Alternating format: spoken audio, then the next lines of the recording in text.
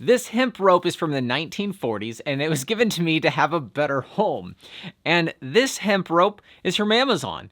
And I'm curious if there's a strength difference. The original owner of this rope was John Kloss, and Toby, who gave this to me, said that he was one of the founding members of the Mountaineers Club. You can see in this 1944 edition of the Mountaineers Journal, you can see John Kloss climbing in it. He's also the one with the glasses in this photo, and this is him on a ledge.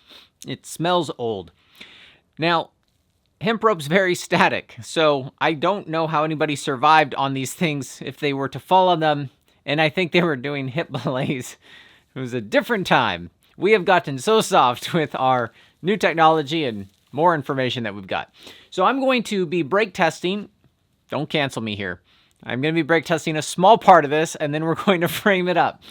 And I want to see how strong the actual rope is. But because I have something old, it's easy enough to test something new and see if there's any difference. Assuming that these are made the same, which I don't know. Let's just test this in a figure 8 to a figure 8.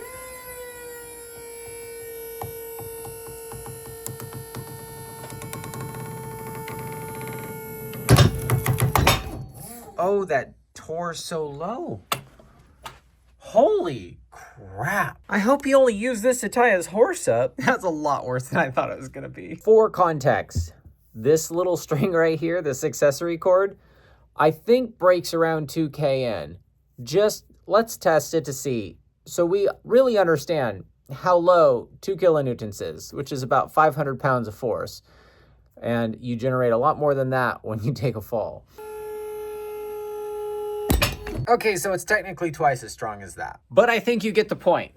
Let's test new stuff to see if it's any better. Wow. Wow, that makes some weird noise. Wow, that's the same.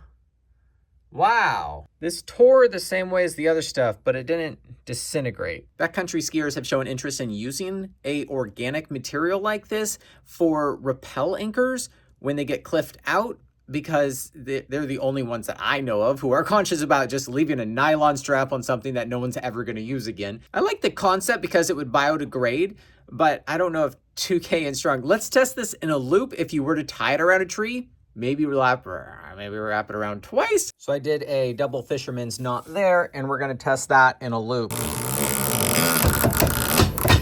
Oh, God. What is that? What? That's not even stronger. That is a definite no from me. And I'm willing to do some sketchy stuff. Let's put this in a frame and hang it up on the wall. So I got this coiled up all nicely here, and it doesn't fit in the frame. I think we moved past that at this point. Maybe this could go here because I think that's actually cooler. That's the demonstration station, and now we've got our rope displayed here. Not quite a frame that I was hoping, but it actually works really well there. And it includes the photos. I've been requested many times to test shibari ropes, and I imagine they're not any stronger. And if you're curious how strong a rope is, over a boulder pad, and maybe with a helmet on, you can hang on a single strand on something, and right above a boulder pad, you could go ka-ka, and you can find out how strong they are yourself. Usually you've wrapped enough things enough times that it's all kind of distributing in the weight on a person who maybe is under 1 kilonewton of weight because they're statically hanging there. Therefore, you might have a safety ratio. I don't know if you do or not. If anyone is interested in owning a part of history, I cut off 2 pieces off that rope before I hung it up, and I'm going to send this out to 2 people in the United States who click on the button at the bottom of our email this Saturday. And I want to make sure it goes to somebody who wants it, so you got to click, I want it. It'll probably be a Google form, so I have your email.